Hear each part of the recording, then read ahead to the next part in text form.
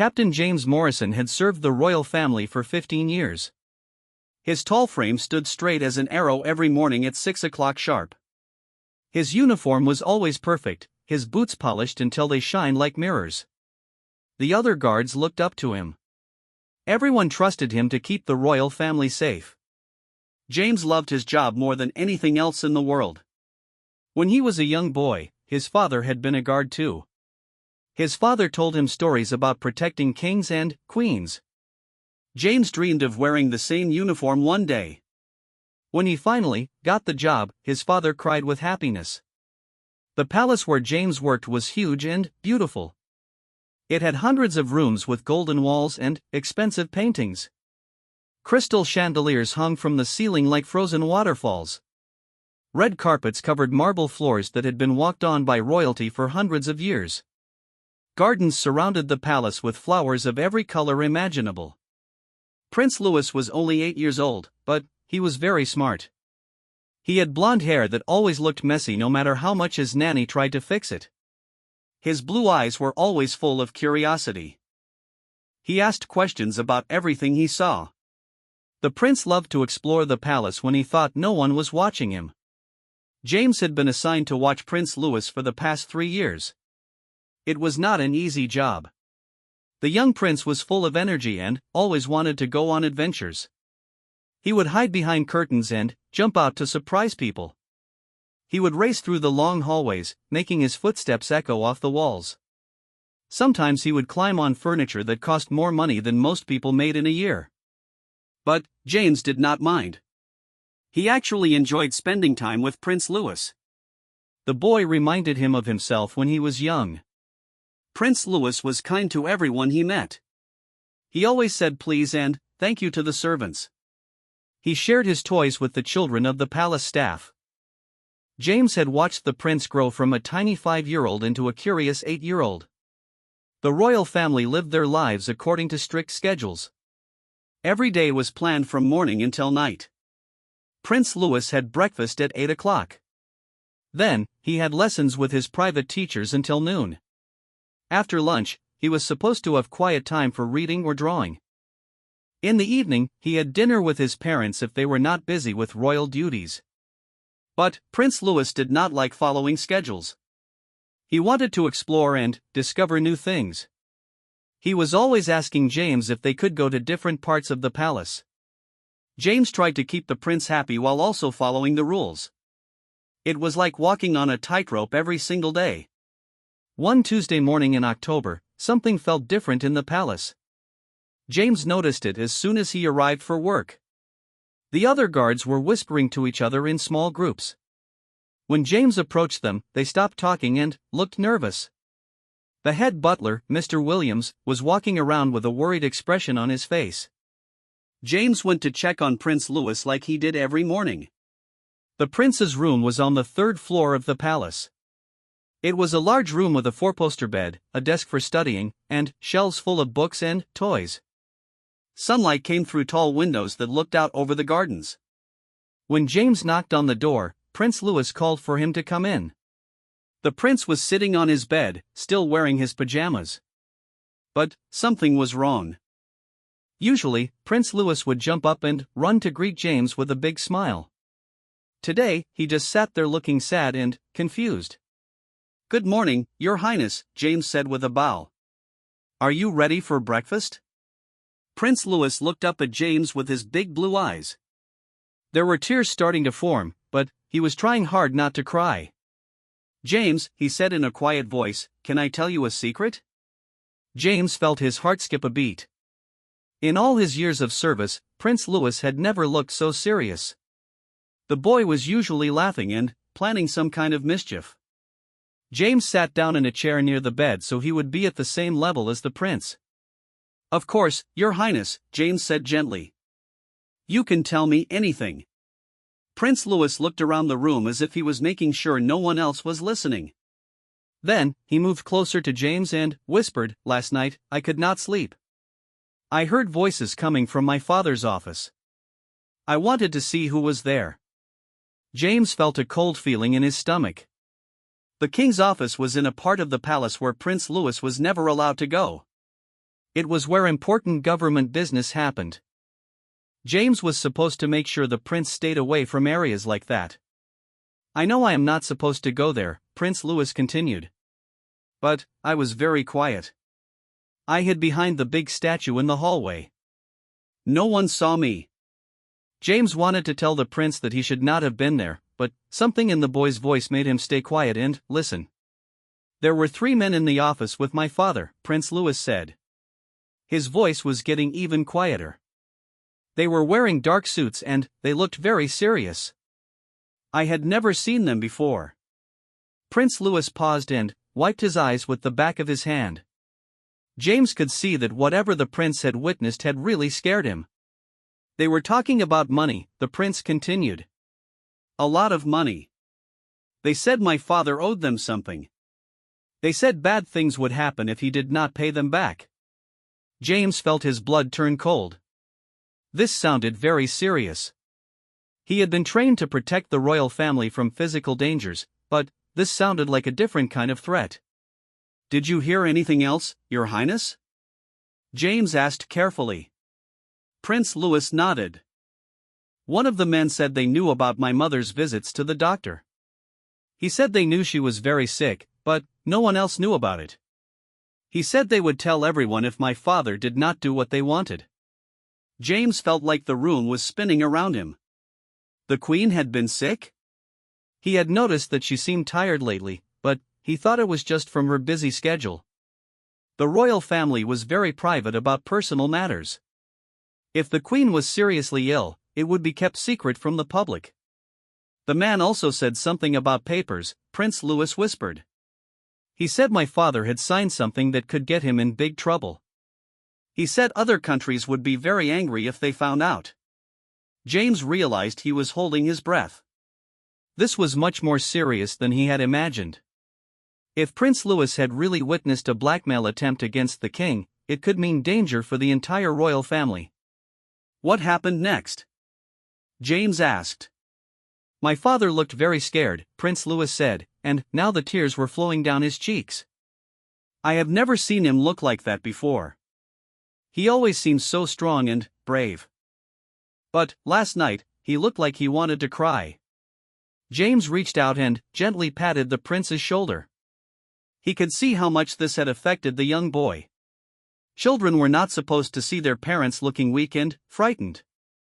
The men said they would give my father 1 week to decide, Prince Louis continued. They said if he did not agree to help them, they would ruin our family. Then, they left through a side door. Prince Louis looked up at James with his tear-filled eyes. James, what does this all mean? Are we in danger? Is my mother really sick? Why was my father so scared? James felt his heart breaking for the young prince. No 8-year-old should have to worry about these kinds of adult problems. But, at the same time, James realized that Prince Louis might have witnessed something that could help protect the royal family. Your Highness, James said carefully, what you saw last night was very important. You were very brave to tell me about it. But, I was not supposed to be there, Prince Louis said. Am I in trouble? No, James said firmly. You are not in trouble. Sometimes being in the wrong place at the wrong time can actually help people. You might have learned something that could keep your family safe. James stood up and began pacing around the room. His mind was racing with thoughts about what he should do next. He was just a guard, but he had just learned about a serious threat to the royal family. Should he tell his superior officers? Should he go directly to the king? Should he try to investigate the mysterious men himself? James? Prince Louis called out. What are we going to do? James looked at the young prince sitting on his bed in his pajamas. The boy was depending on him to make everything better. James had sworn an oath to protect the royal family with his life. Now he had information that could help him do that job better than ever before. First, James said, we need to make sure you are safe. Then, we need to figure out how to help your father without letting those bad men know that you saw them. Prince Louis wiped his eyes and sat up straighter. I want to help, he said with determination. This is my family, And I want to protect them too. James smiled for the first time that morning. Despite his young age, Prince Louis had the heart of a true royal. He was willing to be brave even when he was scared. "All right, Your Highness," James said. "But we have to be very careful and very smart about this. Can you promise me that you will only talk to me about what you saw? We cannot tell anyone else until we figure out what to do." Prince Louis nodded seriously. "I promise, James. I trust you." As James helped Prince Louis get dressed for the day, his mind was already working on a plan. He needed to learn more about the men who had threatened the king. He needed to find out if the queen was really sick. And he needed to do all of this without alerting anyone that Prince Louis had been a witness to the blackmail attempt. The rest of the morning passed like a strange dream. James followed Prince Louis to breakfast, but he barely noticed what was happening around him. He watched the king and queen carefully, looking for signs of stress or illness. The king seemed tired and distracted. The queen was smiling and talking normally, but James thought he could see something sad in her eyes. During the prince's lessons, James stood guard outside the classroom as usual. But, instead of thinking about potential physical threats, he was thinking about the mysterious men in dark suits. Who were they? What did they want the king to do for them? And what would happen to the royal family if the king refused to cooperate? When lunchtime came, James made an excuse to check the king's office. He told the other guards that he wanted to look for any signs that someone had tried to break in during the night. What he was really looking for was evidence of the meeting that Prince Louis had described. The office looked normal, but James noticed something strange. There was a faint smell of cigarette smoke in the air, but the king did not smoke. James also saw that some papers on the desk had been moved around.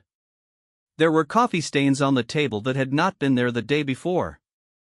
These small details convinced James that Prince Louis had been telling the truth. The meeting with the mysterious men had really happened.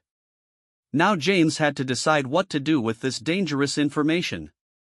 As the afternoon went on, James noticed more strange things happening in the palace. Several servants seemed nervous and jumpy. The head of security had extra guards posted at all the entrances. Even the kitchen staff seemed quieter than usual. When evening came, James helped Prince Louis get ready for bed. The young prince had been unusually quiet all day. As James tucked him into bed, Prince Louis grabbed his arm. "James," he whispered, "I keep thinking about what I saw. I am scared for my family." James sat down on the edge of the bed. "I know you are scared, Your Highness. I am scared too. But we are going to figure this out together. Tomorrow, I am going to start looking for ways to help your father." "What if those men come back?" Prince Louis asked. "If they come back, I will be ready for them," James said firmly. "I promise you that I will not let anyone hurt your family." Prince Louis seemed to relax a little bit. "Thank you, James. I am glad you are here to protect us." After Prince Louis fell asleep, James walked slowly through the palace halls. Everything looked the same as it always had, but now he saw it all differently. Behind the beautiful walls and expensive decorations, there were secrets and dangers that he had never imagined. James thought about his father, who had also been a royal guard. His father had always told him that protecting the royal family was about more than just standing guard and watching for obvious threats. Sometimes the most dangerous enemies were the ones you could not see. As James made his final rounds of the night, he made a decision. Tomorrow, he would begin his own investigation into the men who had threatened the king. He would use every skill he had learned in his 15 years of service. He would be careful and smart, but he would not give up until he found a way to protect the royal family from this hidden danger. The palace grew quiet as midnight approached. James stood at his post outside Prince Louis's room, but his mind was far from quiet. He was already planning how he would track down the mysterious blackmailers and find out what they really wanted. What James did not know was that the men in dark suits were also making plans. They had noticed the extra security around the palace. They suspected that someone might have overheard their conversation with the king. and they were prepared to do whatever it took to keep their secret safe. The stage was set for a dangerous game between James, who wanted to protect the royal family, and the mysterious men, who would stop at nothing to get what they wanted. Prince Louis, with his innocent witness to their threats, was at the center of it all. As James stood guard through the long night, he could not have imagined how quickly everything would change. In just a few days, his world would be turned upside down, and he would face the greatest challenge of his life as a royal guard. The next morning started like any other day, but James felt like he was walking through a minefield. Every shadow seemed suspicious, every conversation might contain hidden meanings. He had barely slept the night before, his mind racing with plans and worries about how to protect Prince Louis and investigate the mysterious men. James arrived at the palace an hour earlier than usual. He wanted time to observe everything carefully before his duties with Prince Louis began. The morning shift of guards was just starting their rounds. James watched them closely, wondering if any of them had noticed anything unusual the night of the secret meeting. As he walked through the corridors, James paid attention to details he had never noticed before. Which servants had access to the king's office? Who cleaned that area of the palace? Who would have keys to the side door that the mysterious men had used to leave? Every person he saw became a potential source of information or a possible threat. The head of security, Colonel Harrison, was a man in his 50s with gray hair and sharp eyes. James had always respected him, but now he wondered how much Colonel Harrison knew about the situation. Should James tell him what Prince Louis had witnessed? Or could Colonel Harrison himself be involved somehow? James decided to test the waters carefully. When he encountered Colonel Harrison near the king's wing of the palace, James mentioned that he had noticed some unusual activity in the area lately. Unusual how? Colonel Harrison asked, his eyes narrowing slightly. Just some different smells, moved papers, that sort of thing, James replied casually. Probably nothing, but I thought you should know. Colonel Harrison nodded slowly. Good observation, Morrison. We can never be too careful. Keep your eyes open and report anything else you notice. James could not tell if Colonel Harrison's response meant he knew about the secret meeting or if he was genuinely concerned about security. This was going to be more difficult than James had hoped. When it was time to check on Prince Louis, James found the boy already dressed and sitting by his window. Prince Louis was staring out at the gardens, but James could tell his mind was somewhere else entirely. Good morning, Your Highness, James said gently. Prince Louis turned around quickly, as if he had been startled out of deep thoughts. Oh, James. I was thinking about yesterday. About what I told you. Have you remembered anything else? James asked. Prince Louis nodded. I remembered something about one of the men. He had a scar on his hand, right here, he said, pointing to the space between his thumb and first finger. And he wore a ring with a red stone in it. This was exactly the kind of detail James needed. A scar and a distinctive ring would help him identify the man if he saw him again. James made a mental note to ask around discreetly about anyone matching that description. That is very helpful, Your Highness, James said. You have a good memory. During breakfast, James watched the royal family more carefully than ever before. The king seemed distracted, often staring at his food without eating it. Several times, James saw him glance nervously toward the windows, as if he expected to see someone watching the palace. The queen appeared to be trying hard to act normal, but James noticed small signs that supported what Prince Louis had overheard. She moved more slowly than usual, and there were dark circles under her eyes that makeup could not completely hide. When she thought no one was looking, her smile would fade and she would touch her stomach gently, as if she was in pain. Prince Louis barely touched his breakfast. He kept looking back and forth between his parents with worried expressions. James could see that the weight of keeping such a big secret was hard for an 8-year-old to bear. After breakfast, James had an idea.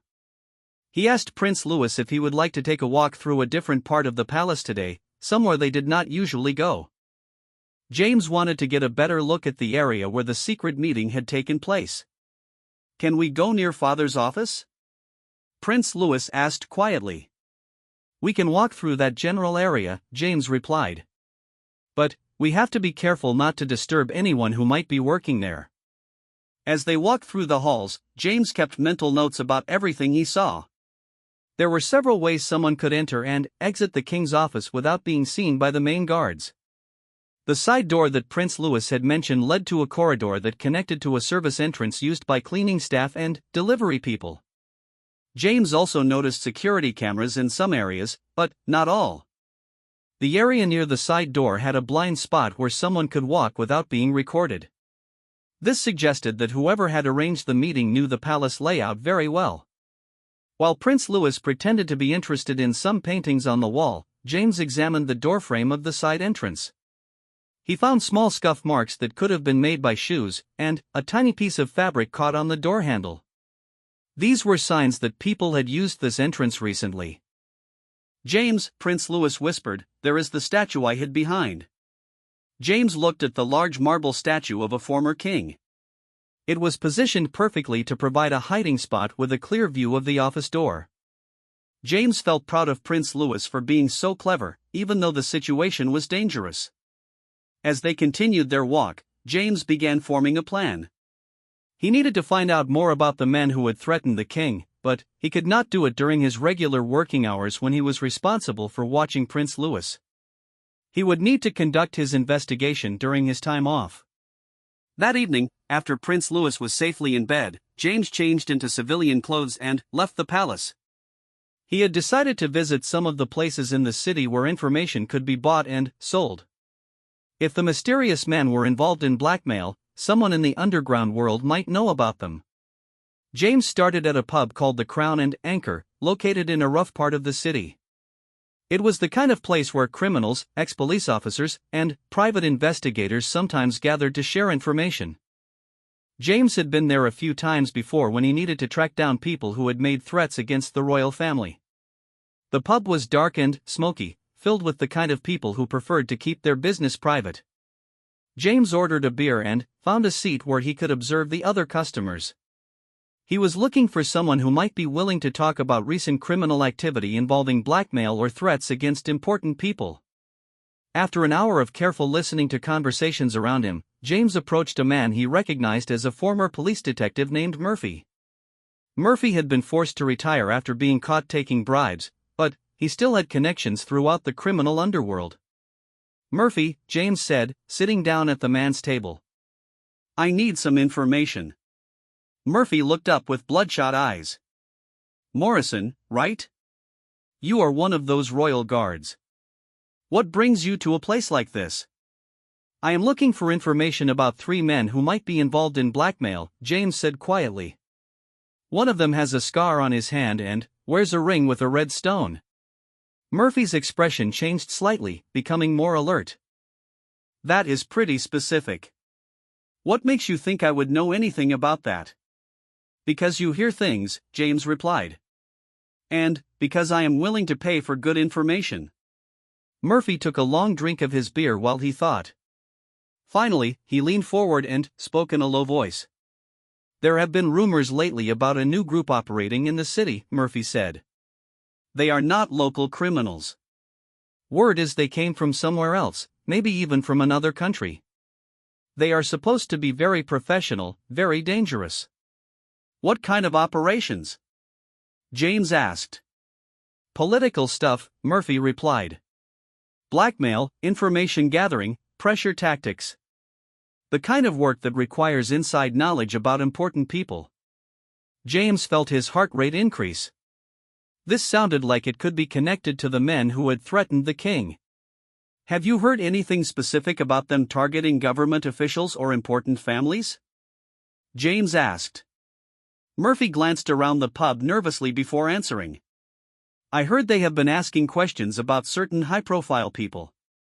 Medical records, financial information, personal secrets. The kind of stuff that could destroy someone's reputation if it became public."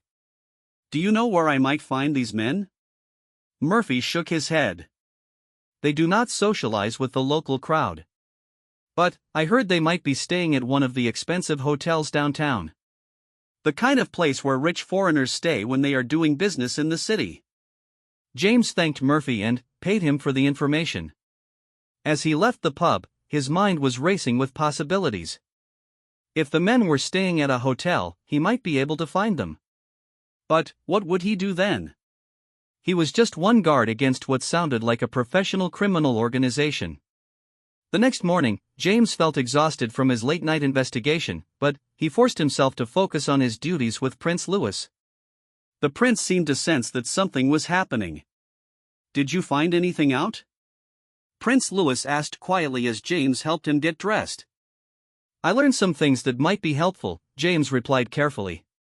"But I need to be very careful about what I do next." "I want to help," Prince Louis said firmly. "This is my family that is in danger." James looked at the young prince's determined face. Despite his age, Prince Louis had shown remarkable courage and intelligence. But James could not risk putting him in more danger. "The best way you can help right now is to keep acting normal," James told him. "If the bad men think someone knows about their plans, they might do something dangerous." During the morning lessons, James stationed himself where he could see both Prince Louis and the corridor outside the classroom. He was more alert than ever, watching for any signs of unusual activity in the palace. Around noon, James noticed something that made his blood run cold. A man in a dark suit was walking through the main hall, accompanied by one of the palace administrators. The man was well dressed and looked respectable, but James recognized something about his way of walking and the way he held his hands. James moved closer, pretending to adjust his position for better security coverage. As the man turned slightly, James saw exactly what he had been looking for: a scar between the thumb and first finger, and a ring with a red stone. One of the men who had threatened the king was back in the palace, walking around openly in broad daylight. James felt a surge of panic. If this man was here during the day, it meant he had legitimate access to the palace somehow. This was much worse than James had imagined. The threat was not just external criminals trying to break in. Someone inside the palace was helping them. James watched as the man and the administrator walked toward the administrative wing of the palace. He needed to follow them, but he could not leave Prince Louis unprotected. This was the impossible situation that every bodyguard feared, being forced to choose between investigating a threat and maintaining immediate protection. James made a quick decision. He sent a message to another guard, asking him to take over watching Prince Louis for 30 minutes. James claimed he had an urgent security matter to investigate. It was not exactly a lie. Following at a distance, James tracked the man in the dark suit through several corridors. The palace administrator was treating him like an honored guest, showing him around and pointing out various features of the building. James could not get close enough to hear their conversation, but the man seemed very interested in the layout of the palace. They stopped outside the king's office, and James saw the man look around carefully, as if he was memorizing the location of security cameras and guard positions. This confirmed James's worst fears. The man was conducting surveillance, probably planning for future meetings or possibly even planning something more dangerous. When the tour ended, James saw the administrator shake hands with the man and escort him toward a main exit.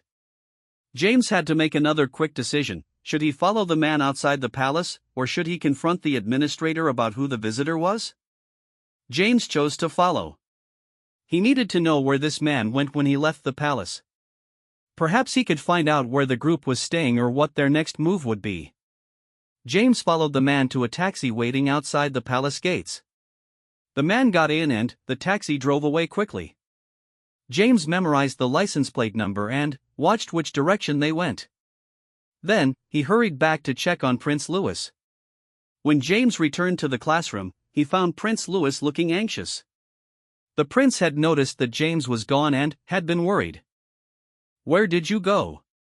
Prince Louis whispered when James approached. "I saw one of the men from that night," James whispered back. "He was here in the palace, walking around like he belonged here." Prince Louis's eyes went wide with fear. "What does that mean?" "It means they have help from someone inside the palace," James said grimly. "Someone is giving them information and access." The rest of the day passed in a blur of worry and planning. James realized that he was facing a much more complex situation than he had originally thought. There was not just an external threat to investigate. There was also a traitor somewhere inside the palace walls. That evening, James made another difficult decision. He needed help, and he needed it from someone he could trust completely. He decided to confide in his closest friend among the guards, a man named David who had been working at the palace almost as long as James. James asked David to meet him privately after their shift ended. They met in a small park near the palace, where they could talk without being overheard. "David," James said, "I need to tell you something very serious, and I need your help." James told David everything: Prince Louis's discovery, the blackmail attempt, the investigation, and the appearance of one of the criminals in the palace that very day. David listened with growing amazement and concern. "James," David said when the story was finished, "this is incredibly dangerous. If these people find out that Prince Louis witnessed their meeting, they might hurt him to keep him quiet." "I know," James replied. "That is why I need your help.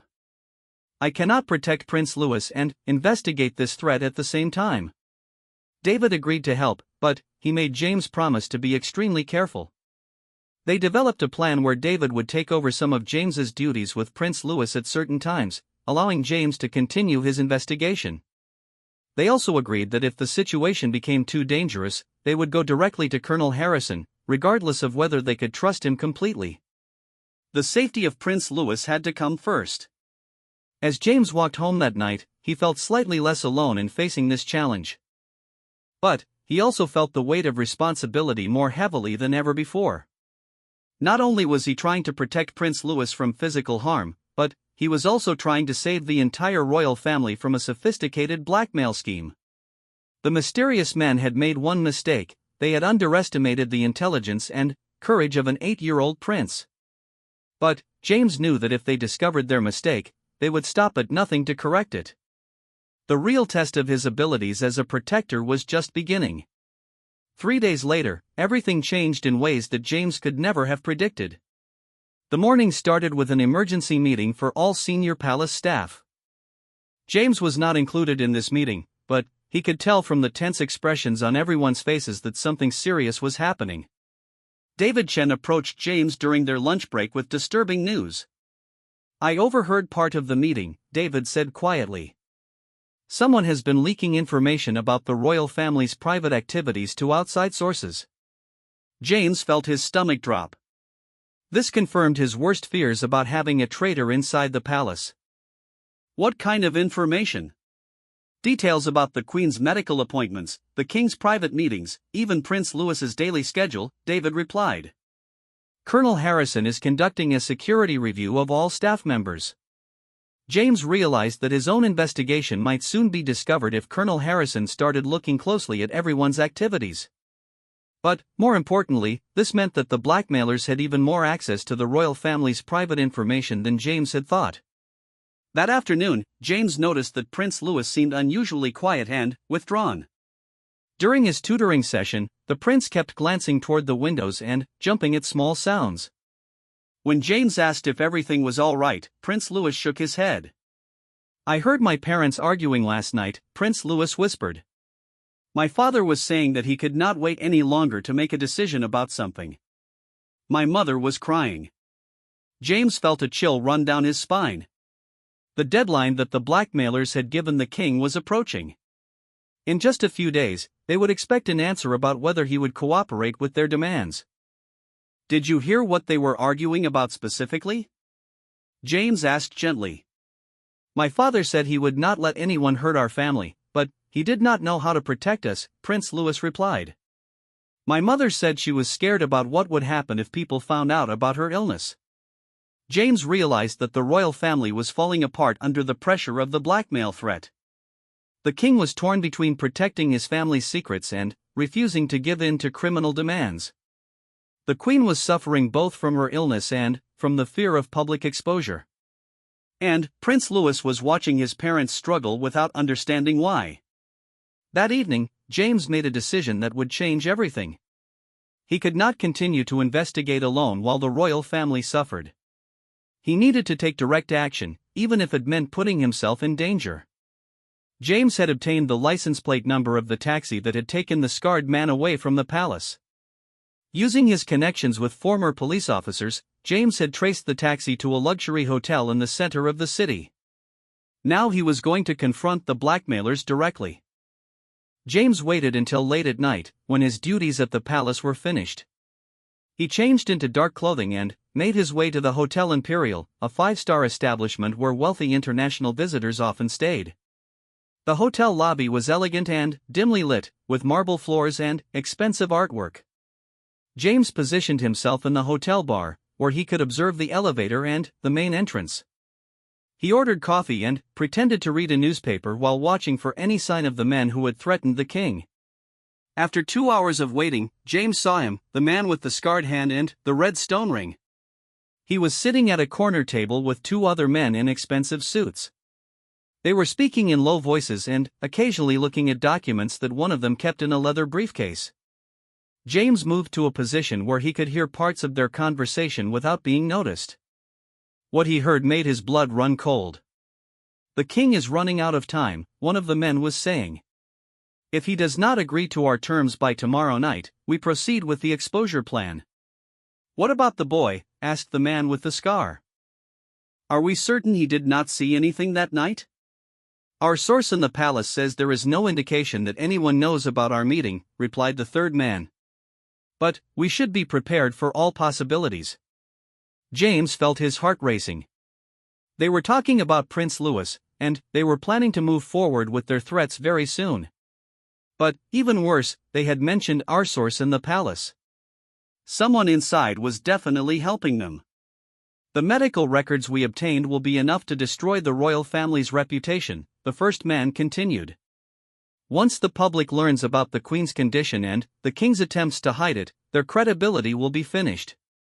James learned that the Queen was suffering from a serious illness that, if made public, would cause a scandal because the royal family had hidden it from the people. The blackmailers wanted the king to provide them with state secrets or access to government information in exchange for keeping the Queen's illness private. As James continued listening, he realized the full scope of the criminal operation. These men were not just random blackmailers. They were working for a foreign intelligence service, trying to gain access to national security information through blackmail and pressure. "Tomorrow we make contact again," the scarred man said. "If the king refuses, we release everything to the media within 24 hours.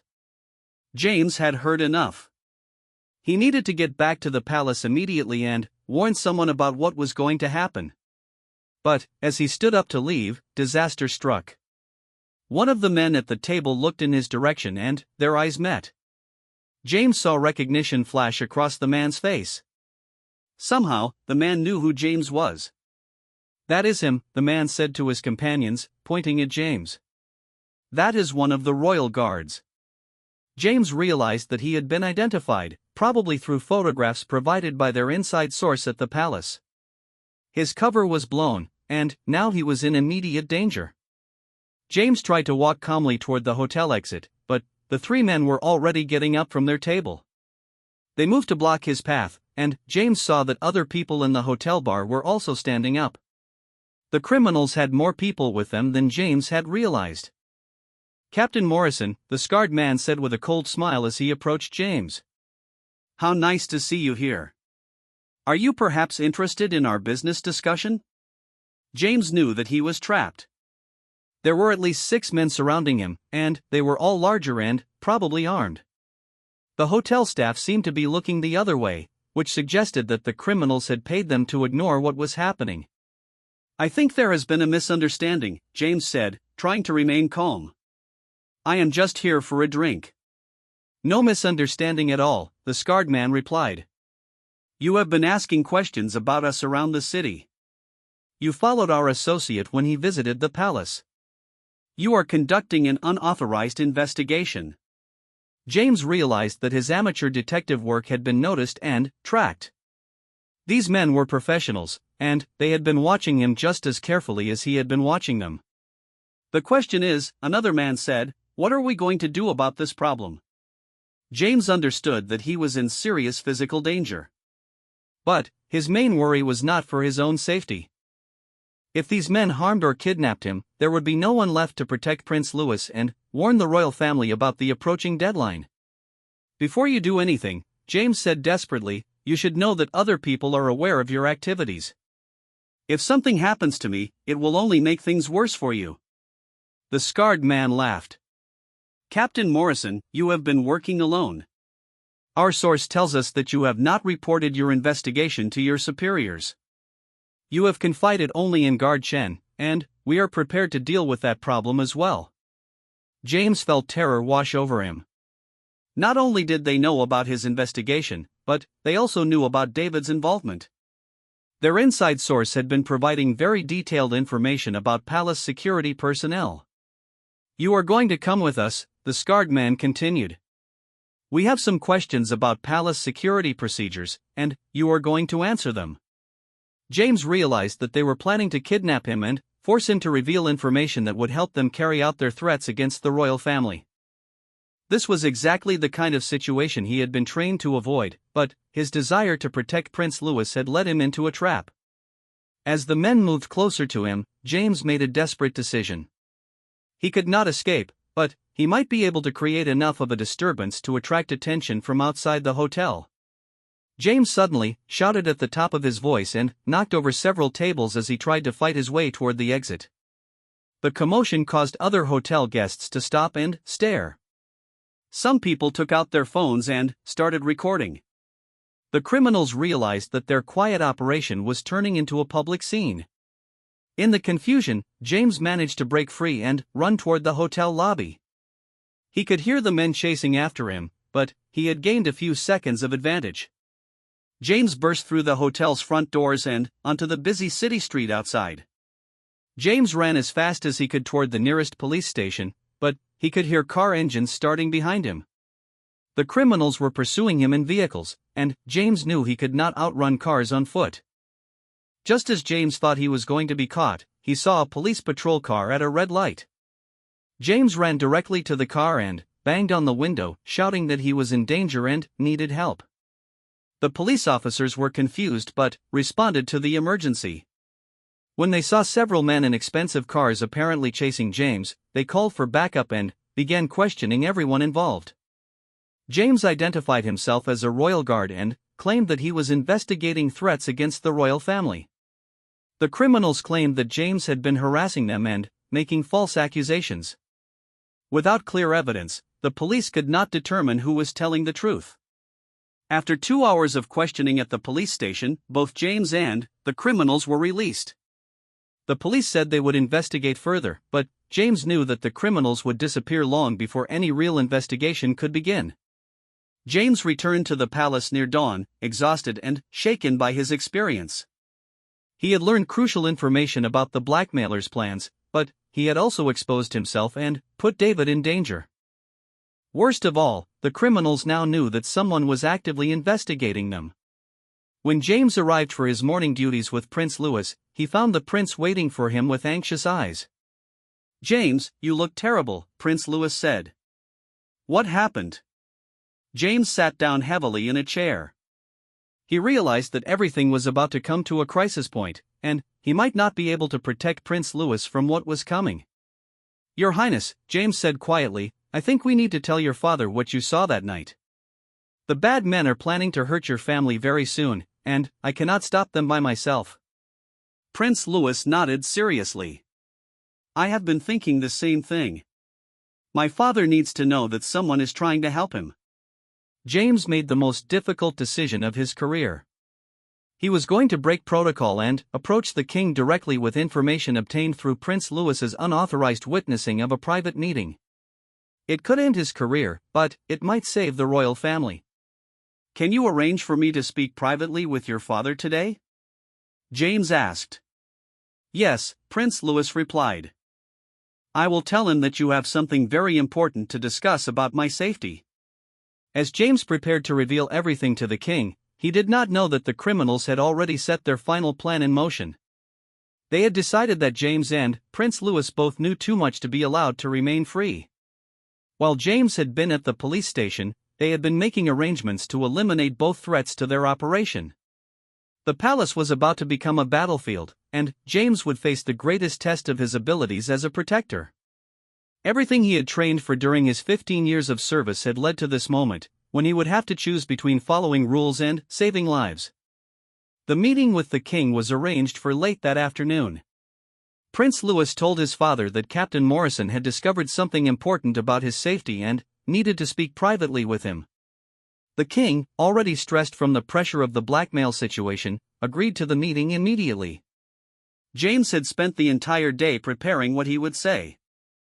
He knew that he was about to reveal that he had allowed Prince Louis to break palace rules, that he had conducted an unauthorized investigation, and that he had endangered himself and, potentially, the royal family by confronting dangerous criminals. But he also knew that this might be the only chance to save everyone. The king's private study was a smaller, more comfortable room than his official office. Books lined the walls from floor to ceiling, and a fire crackled in the fireplace. When James entered, he saw immediately how much the stress had affected the king. The man looked like he had aged 10 years in the past week. "Captain Morrison," the king said, gesturing for James to sit down. "Louis says you have important information about his safety." "What is this about?" James took a deep breath. "Your Majesty, I must first confess that I have violated several protocols in the course of my duties. But I believe the information I have learned is critical to protecting your family." The king's expression became more alert. "Continue." James told the entire story from the beginning. He explained how Prince Louis had been unable to sleep and had wandered to an area where he should not have been. He described what the prince had witnessed, and how James had decided to investigate the threat instead of reporting it immediately. As James spoke, he watched the king's face change from surprise to fear to anger to something that looked like relief. "So Louis heard the entire conversation?" the king asked when James finished. "Yes, your Majesty. He knows about the threats against your family, about the Queen's illness, and about the demands these men are making." The king stood up and walked to the window, staring out at the gardens where Prince Louis often played. "I have been trying so hard to protect him from all of this. I thought that if I could handle it quietly, he would never have to know that his family was in danger." "Your Majesty," James said carefully, "Prince Louis is braver and more intelligent than many adults give him credit for. He has been carrying this secret for days because he wanted to help protect his family." The king turned back to face James. "What you did was completely against protocol, Captain Morrison. You should have reported this immediately to Colonel Harrison or directly to me." "Yes, your Majesty. I am prepared to accept whatever consequences you decide are appropriate. However," the king continued, "your investigation has provided us with information that we desperately needed. We now know much more about these criminals and their methods." James felt a small surge of hope. Perhaps he had not completely destroyed his career after all. "Tell me exactly what you learned at the hotel," the king commanded. James repeated everything he had overheard about the criminals' deadline, their plans to expose the Queen's illness, and their demands for state secrets. He also told the king about their inside source at the palace. The king's face grew dark with anger when he heard about the traitor among the palace staff. "Do you have any idea who this inside source might be?" "No, your Majesty, but they seem to have detailed information about security procedures and staff activities. It has to be someone with significant access." The king sat back down and put his head in his hands. "Captain Morrison, I am going to tell you something that I have not told anyone else. The demands these criminals are making. I cannot comply with them without betraying my country. But if I refuse, they will destroy my family's reputation and possibly endanger the Queen's life." James remained silent, understanding the impossible position the king was in. "The Queen's illness is very serious," the king continued. "If the stress of a public scandal worsens her condition, it could kill her. But the information they want me to provide would compromise national security and put many other lives at risk." "What kind of information do they want?" James asked. "Military defense plans, intelligence about our allies, economic information that could be used against our country," the king replied. "They are definitely working for a hostile foreign power." James realized that this was much bigger than a simple blackmail scheme against one family. This was an attack on the entire nation, using the royal family's personal crisis as leverage. Your Majesty, James said, based on what I overheard, they plan to contact you again tonight for your final answer. And they mentioned that if I or Prince Louis become too much of a threat, they are prepared to eliminate that threat. The king's eyes flashed with fury. They threatened my son? Not directly, but they know that Prince Louis witnessed their original meeting. If they decide that he is a danger to their operation. The king stood up abruptly. This ends tonight, Captain Morrison. I will not allow these criminals to threaten my family any longer. What do you plan to do, Your Majesty?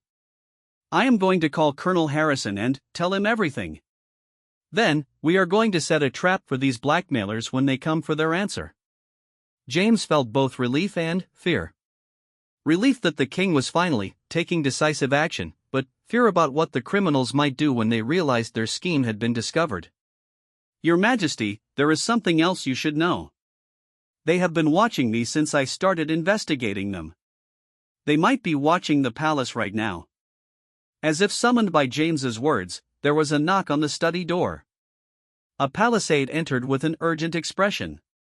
Your Majesty, the aide said, there is a situation developing. Several unauthorized individuals have been spotted near the palace grounds, and Colonel Harrison requests your immediate attention.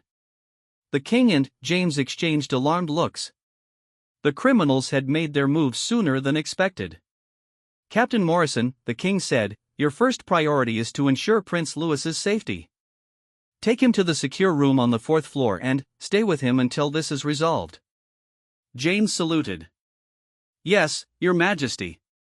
But, as James left the study, he realized that the situation was rapidly spinning out of control. The secure room the king had mentioned was designed to protect the royal family during emergencies, but James was not sure that anywhere in the palace was truly safe if the criminals had help from someone inside. James found Prince Louis in his tutoring room, where he was supposed to be studying mathematics.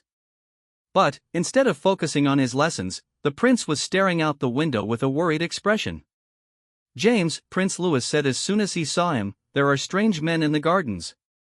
I saw them from the window. James looked outside and felt his heart sink. There were indeed several men in dark clothing moving through the palace grounds. They were not making any attempt to hide, which meant they were confident they could accomplish whatever they had come to do. Your Highness, James said, we need to go to a safe place right now. As they hurried through the palace corridors toward the 4th floor, James could hear sounds of commotion from other parts of the building. Alarms were beginning to sound, and he could hear the voices of other guards organizing a response to the intrusion. But, when they reached the secure room, James made a horrifying discovery. The door was already open, and inside the room were 2 men in dark suits. One of them was the scarred man from the hotel. Captain Morrison, the scarred man said with a cold smile, how nice of you to bring Prince Louis to us. You have saved us the trouble of searching the entire palace. James immediately stepped in front of Prince Louis, his hand moving to his weapon. But, before he could draw it, he heard footsteps behind them. 2 more men had appeared in the corridor, blocking their escape route. I think you will find that resistance is pointless, the scarred man continued.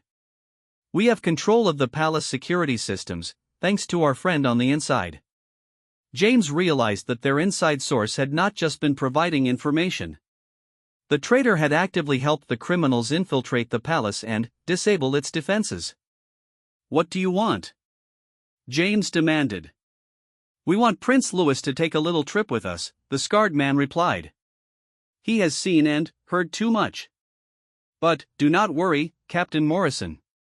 If the king provides what we have asked for, the prince will be returned safely. James understood that they were planning to kidnap Prince Louis and use him as additional leverage against the king. This was exactly what James had sworn to prevent with his life. Prince Louis is under my protection, James said firmly. You will have to go through me to take him. That can be arranged, the scarred man said, nodding to his companions. What happened next seemed to occur in slow motion. The 2 men behind James moved forward to grab him.